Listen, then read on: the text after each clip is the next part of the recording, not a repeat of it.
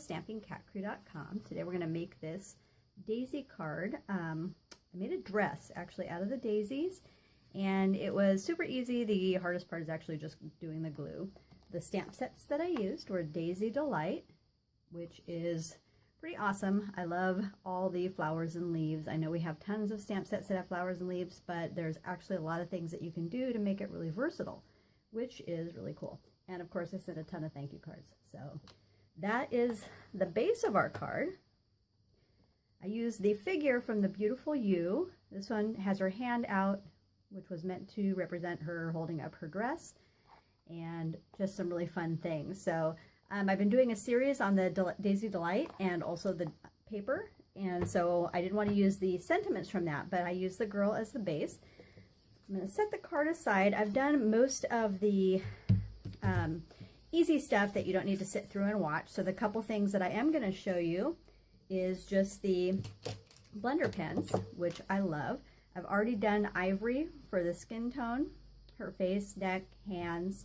And then I've done the light Calypso coral, and I actually prefer to use the brush end on just about everything. So it just takes a lighter hand to go around the edges, and that way you're really coloring with just the tip. We're going to do a base in the light Calypso, and then we'll come back and I'll show you the blending.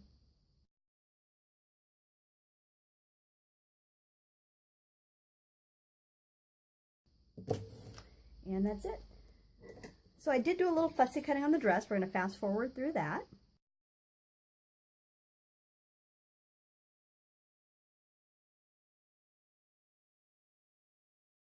So that's really all we need to do for the dress.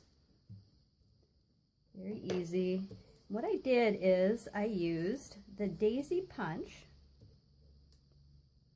It's this one right here, and hopefully that shows up in the camera. I know it can be pretty shiny.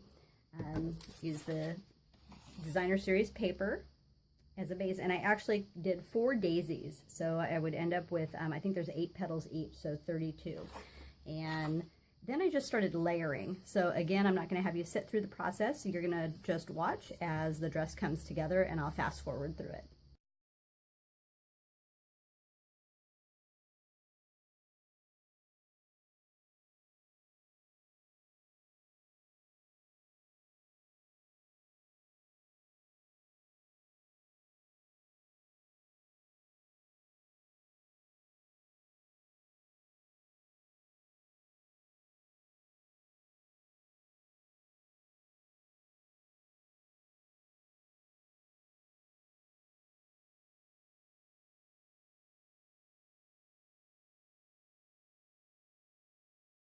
Okay, so we got all the petals attached, and I think we're just going to set that aside and let that dry for a minute and bring in our base again.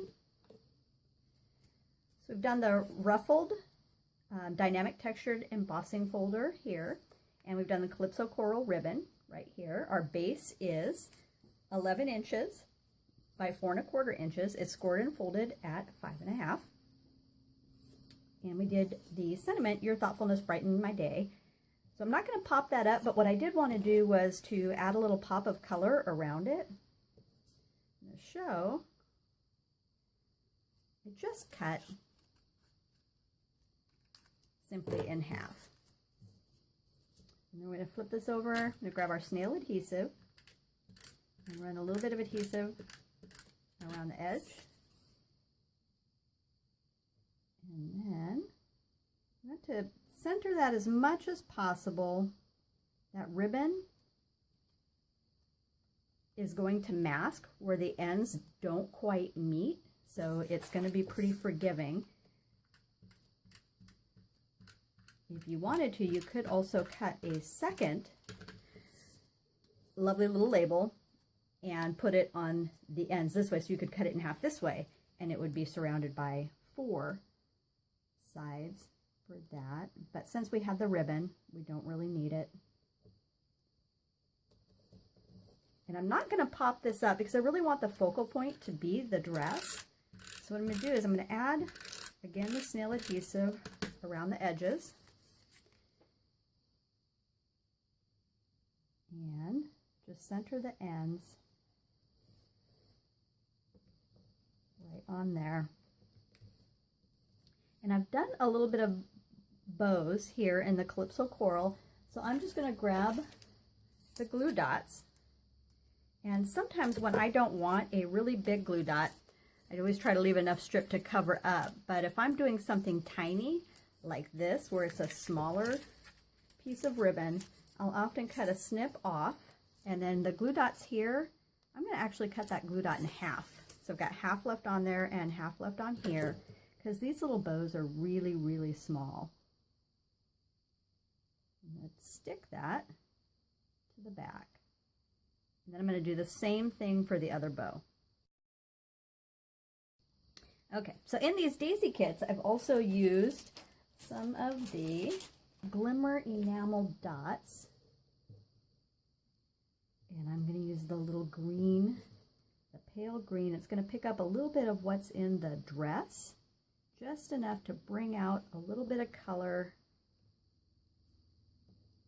and just add a little bit of something fun right on the ends there.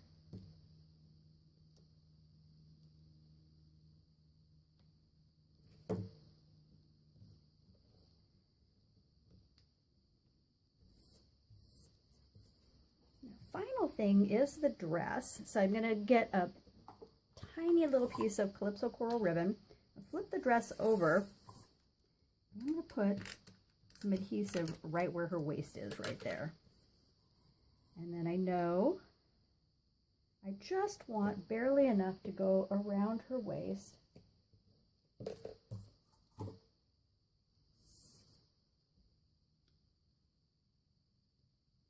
And we're going to set pearls on top of that. So I know it's just enough to bring in that pop of coral and make that transition from the dress really pretty.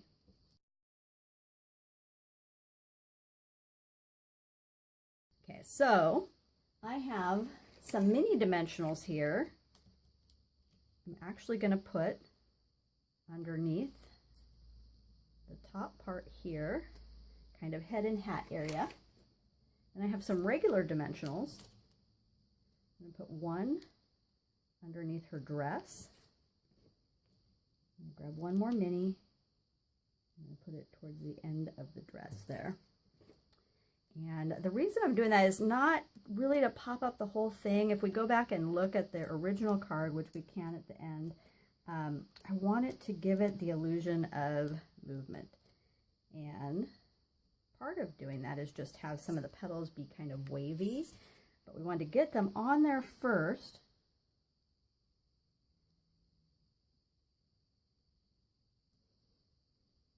Okay. So that's it, and it's popped up. And then I'm going to take one of the Stampin' Up! Bone folders, and all I did was go through and kind of lift up all of the petals.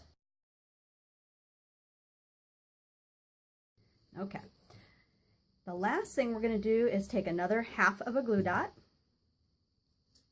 We've got one more little bow to tie into the dress.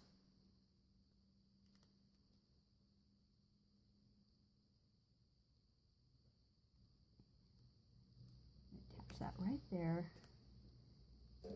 And with our ribbon snips, pretty up the ends.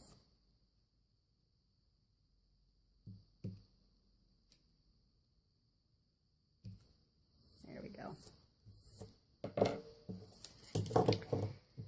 So other than the Wink of Stella, which I'm going to brush on the whole dress,